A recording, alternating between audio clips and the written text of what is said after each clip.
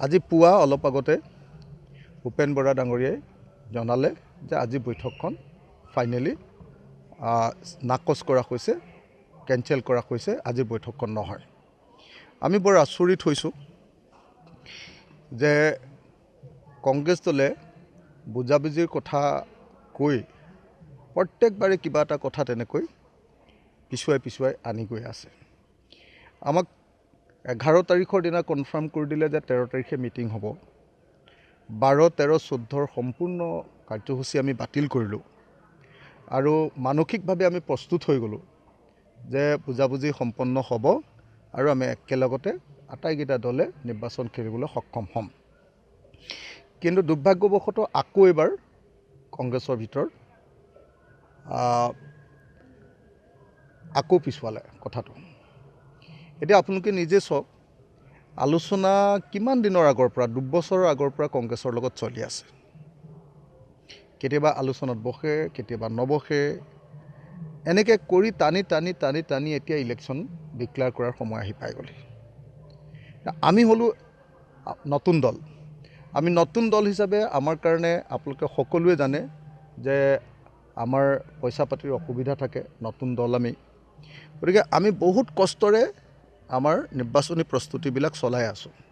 কিন্তু কংগ্ৰেছ দলে যদি এনেকৈ আমাক প্ৰত্যেকবাৰে প্ৰত্যেকটো আলোচনাতে অকণমান সফল হয়, তাৰপিছত আকৌ সেইখন মানুহকেইজন বদলি হয়।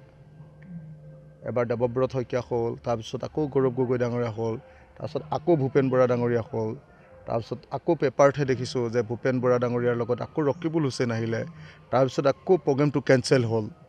এতিয়া কি কৰিম আমি বুজি পোৱা নাই সেইকাৰণে আজি আমি ৰাইজৰ দলৰ তৰফৰ পৰা কংগ্ৰেছ দলক বিনম্ৰভাৱে আহ্বান জনাইছোঁ যে আপোনালোকে কিবা এটা সঠিক সিদ্ধান্ত গ্ৰহণ কৰক। আপোনালোকে এনেকৈ আমাক সঁচা কথা ক'বলৈ গ'লে এনেকৈ আমাক নচুৱাই থকাটো ভাল কথা হোৱা নাই। এটা ৰাজনৈতিক দলে আলোচনাটো স্থিৰভাৱে কৰি সন্মান সহকাৰে বুজাবুজি কৰি দিয়াটো খুব ভাল। আমাক বাৰম্বাৰ এনেকৈ আলোচনালৈ মাতে, আলোচনাটো হয়, অকণমান আগবাঢ়ে, তাৰপিছত আকৌ মানুহ বদলি হয়, পিছুৱাই থাকে। এতিয়াতো এনেকুৱা লাগিছে যে ইলেকশ্যনৰ আগত আচলতে এলায়েন্স হ'বনে নাই, সেইটোৱে অনিশ্চয়তাত দেখা গৈছে।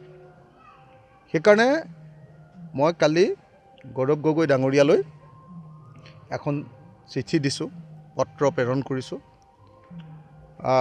গৌৰৱ গগৈ ডাঙৰীয়াই কালি মোলৈ মেছেজ দিছিলে, আলোচনা ভূপেন বৰা ডাঙৰীয়া, আমাক ভূপেন বৰাই কৈছিলে যে ভূপেন বৰা ডাঙৰীয়াই অকলে আমাৰ লগত বহিব।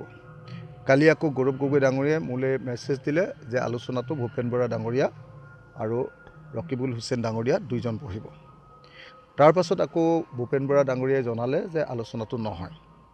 আজি কনফাৰ্ম কৰি দিলে যে আলোচনাটো নহয়। এতিয়া আমি সঁচাকৈ অস্বস্তিত পৰিছোঁ, আমাৰ আমনি লাগিছে। সঁচা কথা ক'বলৈ গ'লে আমাৰ আমনি লাগিছে, আমি অস্বস্তিত পৰিছোঁ আৰু কংগ্ৰেছৰ এনেকুৱা সহুকা পিছলে আমাক অসন্তুষ্ট কৰিছে। চবৰে আত্মসন্মান থাকে, এনেকৈ প্ৰত্যেকবাৰে এনেকুৱা ধৰণে টানি নি এতিয়া ইলেকশ্যন হ'বই এতিয়া।